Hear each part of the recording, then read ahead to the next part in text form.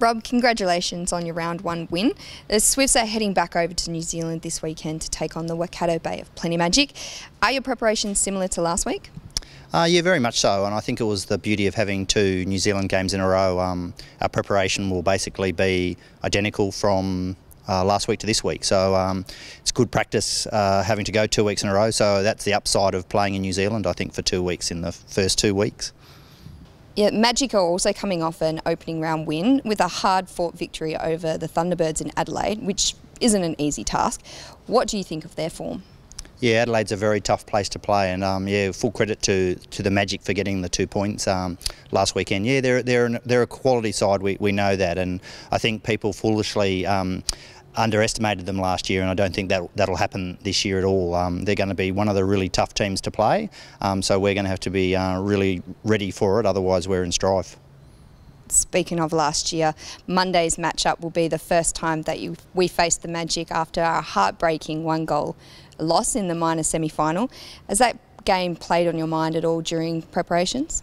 To be honest, no, not at all. Like I said, it's a very different side. We made 6 changes after the end of the last season, so very new look team for us. And look, they've also got some changes as well. So yeah, it doesn't really play any part in these preparations. Obviously, what we'd just like is a different result.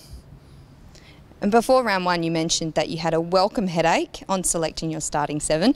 Against the Steel, you only made the 1 substitution. So do you see yourself running the same line against the Magic? Oh, that's a good question.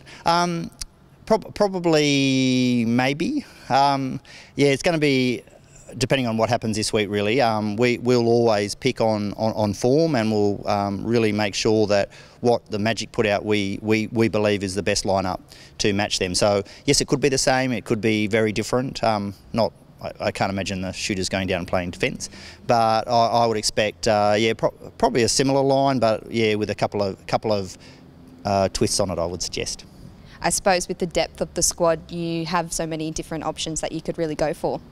Yeah, and I think that was what we probably really stood out against the Steel, that I truly believe that we were going to be able to make changes and probably just continue to go forward, so which I think it did. I think it just shows our depth and the quality of our lineup, so very pleased with that.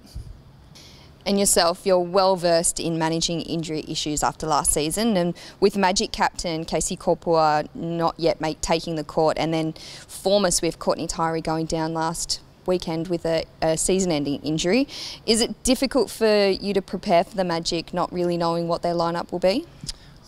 Firstly, I think it's devastating for Courtney. Like, obviously coached Courtney when she played for the New South Wales in 17, so I've known her a long time, so I feel my heart goes out to her, really. You never want to see anyone injured, so that's really bad luck for both Courtney and the team, and I think most people know that Kapua is one of my, if not my favourite overseas defender, so you know, no one wants to see her not playing either. I think she's such a quality player. You want to go out and test yourself against the best, and I believe she is. So yeah, look, it probably doesn't really make too much difference in terms of preparing. We know how well coached they are. They've had injuries before, like every other team, and they regroup really well. We saw that last year, and I think it just shows the quality of their lineup. So we're going to have to be ready, otherwise, yeah, we won't get the result we're after.